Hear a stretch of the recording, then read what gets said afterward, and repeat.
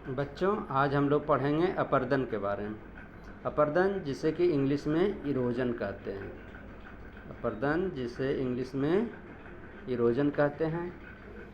इसमें बताया गया है कि जब प्रवाहित जल, प्रवाहित अर्थात बहता हुआ जल, पवन अर्थात हवा, समुद्री लहरें, समुद्र की लहरें, हिमानी, एक नया वर्ड आया है हिमानी। हिमानी का अर्थ होता है बर्फता हुआ, सरकता हुआ बर्फ का ढेर। बर्फ का वह ढेर जो कि ऊपर से सरक कर नीचे की ओर आ रहा है, उसे ही हिमानी कहते हैं।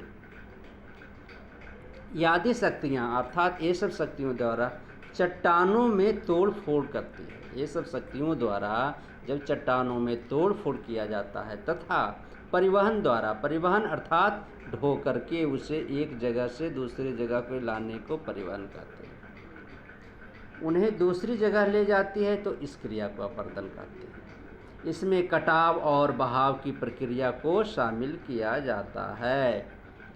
अब इसको साधारण भाषा में हम इस प्रकार समझ सकते हैं कि जब बहता हुआ जल, हवा, समुद्र की लहरें या हिमानी के द्वारा चट्टानों में तोड़ फोड़ किया जाता है और उसे बहा करके, ढो करके या पवन द्वारा उड़ा करके एक जगह से दूसरे जगह ले जाया जाता है, तो इस क्रिया को हम लोग अपरदन कहते हैं।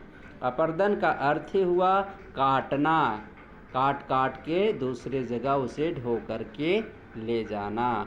जैसे प्रयोग के तौर पर तुम ऐसा कर सकते हो, पानी के नल में पाइप लगाओ और उसे मिट्टी में एक जगह पानी का फोर्स डालो। अब क्या होगा, वहाँ गड्ढा बनते जाएगा और मिट्टी कटते जाएगा और वह मिट्टी कट के पानी के द्वारा आगे बहते जाएगा। इसी क्रिया को हम लोग अपरदन कहते हैं। गंगा जी में तुम देखे होगे या किसी बड़े नदियों में कि मिट्टी के ऊंचे ऊंचे बहुत बड़े बड़े टीले होते हैं। वो मिट्टी कहाँ से आती है? ये जो गंगा निकलती है गंगोत्री से, हिमालय से, तो वहाँ से मिट्टी को काटते हुए आगे बढ़ती है, पानी की धार उसे बहाते हुए लाती है। और जब इधर आकर पानी की धार कम हो जाती है तो वह मिट्टी धीरे धीरे वहीं छूटने लगता है, क्योंकि अब पानी में इतनी ताकत नहीं रह गई है, पानी की मात्रा कम हो गई है, जिसके कारण वह अब मिट्टी को ढोने में असमर्थ हो जाती है और वह धीरे धीरे मिट्टी को छोड़ते जाती है।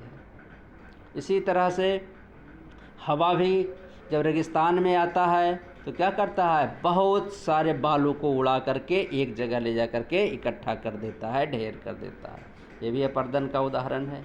इसी तरह से समुद्र की लहरें जब तट से टकराती है और वापस लौट करके जाती है तो तट की मिट्टी को काट करके अपने साथ अंदर लेती चली जाती है।